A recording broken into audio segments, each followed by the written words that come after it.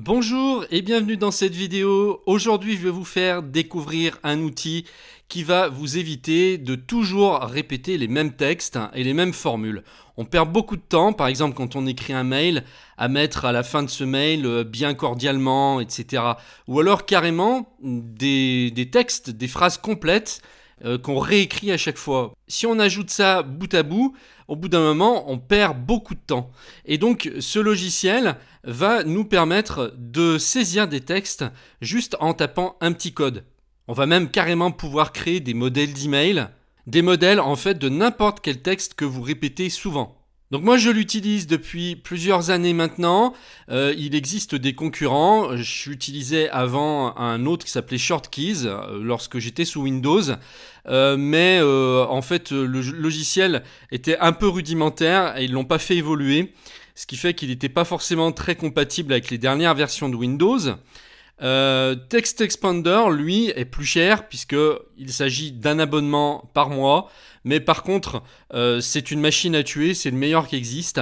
Et donc pour le petit montant qu'il nous demande chaque mois, on va pouvoir gagner un temps incroyable.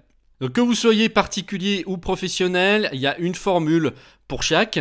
Ils ont une formule pour les équipes carrément. Donc si vous êtes une entreprise, eh bien je pense que ça va fortement vous intéresser. Sinon pour les particuliers, eh bien il y a une formule qui est ici et qu'on va aller voir tout de suite. Par rapport à ses concurrents, il a un gros avantage, c'est qu'il y a un système de synchronisation et que tout se fait dans un cloud qui est privé. C'est un cloud qui appartient à Text Expander, ce qui fait qu'on a une version web et on peut installer l'application aussi bien sur PC que sur Mac, ce qui fait que quand vous passez d'une machine à l'autre, les formules que vous aurez saisies vont être synchronisées, il n'y aura pas à refaire le travail que vous avez fait sur l'autre machine. On a ici une version d'essai et je vous rassure, vous avez une version française du logiciel, même si là, la présentation est en anglais. Donc on va cliquer sur Try it for free. Et là, vous allez créer votre compte. Alors, il ne faudra pas oublier d'aller dans votre boîte email pour confirmer votre inscription. Voilà, un email Text Expander vous a été envoyé, donc il suffira de cliquer sur Yes, this is my email. Et donc là, on vous propose de vous abonner pour 3,55 € par mois ou de profiter des 30 jours d'essai déjà pour vous faire bien sûr votre idée. On va donc profiter des 30 jours d'essai gratuits. Là, vous répondrez aux petites questions qui vous sont posées. Vous pouvez même choisir des groupes d'extraits qui seront ajoutés à Text Expander. Alors, vous n'êtes pas obligé. Et puis à la fin, vous avez une petite vidéo explicative. Voilà, on a une petite session d'apprentissage qui vous montre comment ça fonctionne. On aura déjà un premier extrait. Voilà, une fois que vous avez fait ce petit apprentissage, vous allez télécharger votre logiciel.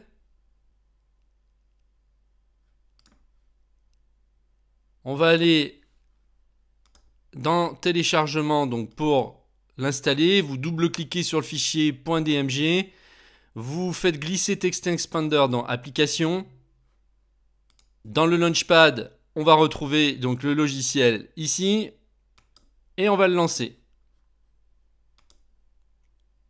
Donc là, vous allez rentrer l'email et le mot de passe que vous avez choisi lors de la création de votre compte. Là, vous allez donner toutes les autorisations qu'il vous demande, donc ouvrir les préférences système. Vous allez dans sécurité, confidentialité, accessibilité. Vous entrez le mot de passe de votre session et vous accordez l'autorisation. Ensuite, eh bien, c'est parti. L'application s'ouvre et tout ce qu'on vient de faire, bien sûr, vous n'aurez pas à le refaire à chaque fois que vous allez ouvrir le logiciel. Il suffira ensuite donc de cliquer sur l'icône pour arriver donc sur l'application. Donc les petits extraits qu'on a saisis tout à l'heure eh bien, ont été importés ici. Et donc on a deux dossiers qui sont par défaut créés, donc personnel et public. Mais si c'est que pour une utilisation effectivement personnelle ou professionnelle, mais que vous n'avez besoin que d'un seul compte, alors le dossier personnel va amplement suffire. Ici, vous allez pouvoir créer des dossiers. Par exemple, vous allez pouvoir faire des modèles d'email. Donc, on va appeler le dossier email. Et ici, eh bien, on va donc ajouter un nouvel extrait. Vous allez rentrer votre texte, donc votre email type. Et ici, vous allez signer. On va rajouter même bien cordialement. Peu importe la longueur de votre email, vous avez même ici des options de mise en forme. Vous pouvez choisir si vous voulez mettre du texte brut ou un texte mis en forme. Et il y a même possibilité d'ajouter des scripts. Bon, ça va être pour les gens qui connaissent bien, pour les utilisateurs avancés. Mais là, on va rester simplement sur texte brut. Et là, on va choisir donc une abréviation dont on se servira. Donc l'étiquette, eh bien, je vais l'appeler email de test. Donc ça, c'est le titre de votre mail, on va dire. Et puis l'abréviation pour pouvoir insérer le texte. Ce que je vous conseille de faire, c'est de mettre un caractère comme une espèce de clé, en fait. Voilà. Donc là, je vais prendre le signe $. Et puis, je vais prendre email de test, donc EDT. La première lettre de chaque mot. Pourquoi je vous conseille de prendre une clé ici? Eh bien parce qu'il est possible que vous tapiez EDT sans le vouloir, alors qu'en mettant le caractère $ devant, on saura que c'est vraiment pour avoir l'abréviation. Donc, je vais par exemple aller dans ma boîte mail, et puis je vais écrire un email. Ici, donc plutôt que de taper mon mail, je vais taper l'abréviation $EDT. Et mon email s'insère en 1 seconde. Et ce qui est génial, c'est que ça, vous allez pouvoir le faire dans n'importe quelle application, hein, que vous utilisiez un traitement de texte, le bloc-notes, n'importe quelle messagerie mail, les applications natives comme Notes. Bref, votre texte va se coller absolument partout. Donc là, on va créer une deuxième abréviation. Par exemple, quand on tape cordialement, on va écrire bien cordialement comme il faut une bonne fois pour toutes, avec votre nom et prénom. Et puis là, donc on va l'appeler bien cordialement pour le repérer dans notre liste ici. L'abréviation, donc je vais mettre $CDT. Alors combien de fois justement on voit des messages où c'est signé comme ça? Alors je trouve ça super moche, hein. CDT, c'est moche comme tout. Ça fait vraiment celui qui n'a pas envie de se... Vous voyez ce que je veux dire? Donc au moins, là dans ce cas-là, ça va être écrit correctement et vous n'aurez pas besoin même de vérifier, de contrôler si vous n'avez pas fait de faute au moins. Donc on va refaire un test ici. Et je vais taper mon abréviation $CDT. Voilà. Ça vous prend pas plus de temps que de le faire à l'arraché. Et c'est beaucoup plus joli. Donc là, en dessous, vous avez des options.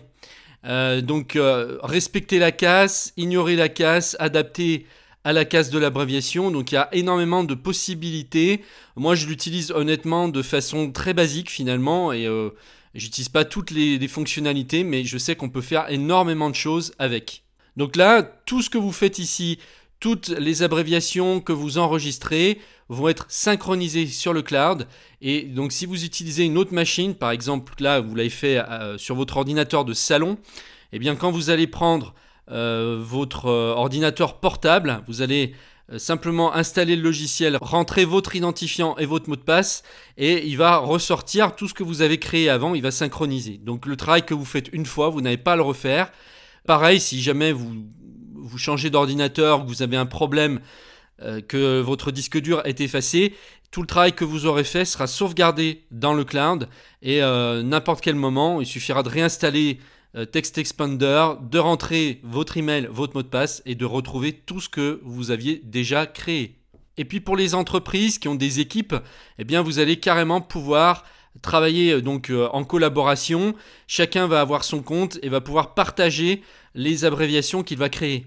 Alors après, je vais vous donner quand même une petite astuce, c'est qu'on peut mettre dans un groupe directement la clé, ce qu'on appelle le préfixe, hein, donc le signe $. Voilà, ce qui vous évitera d'avoir à le remettre à chaque fois devant la formule. Voilà, vous mettez que CDT après, par exemple, pour cordialement.